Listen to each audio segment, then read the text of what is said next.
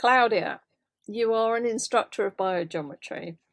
And whenever I talk about biogeometry, I start talking about harmonizing homes. People immediately go, oh, what's the difference between it and Feng Shui? That's a very good question. So I am, like you said, an active instructor, certified instructor of biogeometry. I am not an expert in Feng Shui, even though I love the idea of Feng Shui and I've, probably studied a lot around it. But I've had a number of students who did both. They came from the Feng Shui background and dived into biogeometry. So I will tell you a small story. But obviously, Feng Shui is also based on different schools of teaching and of learning and of practicing, and based on something that Dr. Karim, the founder of biogeometry, experienced himself. Sometimes they don't always agree on their ideas, and he summed it up for me very nicely. That's why I'm bringing it up here. Is somehow it doesn't really seem that they are so very different if they look at Feng Shui and Feng Shui and Feng Shui from the perspective of energy keys.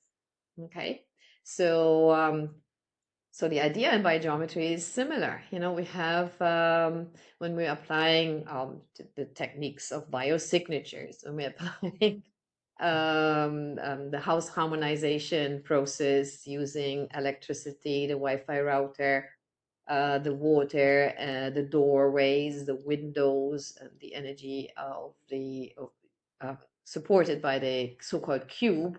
We're focusing a lot on the idea of energy keys. Okay, so this seems to be similar. However, one of my students who has been for many, many years a Feng Shui master, she discovered biogeometry by going to a place that she had basically helped to set up with Feng Shui. And when she revisited that place, she entered and she said, something is different here. So she spoke to the owner of the place, and the owner said, oh, I didn't change anything, you replied. But she said, something is different here. And she said, yes, I have a friend who just took the foundation training of biogeometry, and I asked her to play a bit, to harmonize. And that was many years before the home kit became such an integral part of the foundation training. Okay, so she did other things apart from the home kit in that specific setting. So this Feng Shui person, so the biogeometry student, so this Feng Shui person then said, "Ha, this is interesting. I need to learn biogeometry."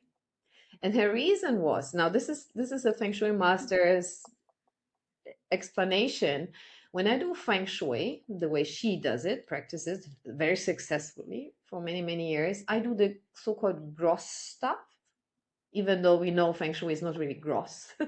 But when biogeometry comes in, it's the fine-tuning of. And I thought this is very interesting. So she could really differentiate the effects, come back to the effects of the different approaches. So they both can run very nicely in parallel. She was very happy when she attended the foundation training. So, so that's what I could tell you. Yeah, they are kind of similar, but there is a different level of layering of the energy quality changes after doing biogeometry or applying biogeometry techniques. Anything. Great. Well, thanks for sharing that story. I haven't heard it.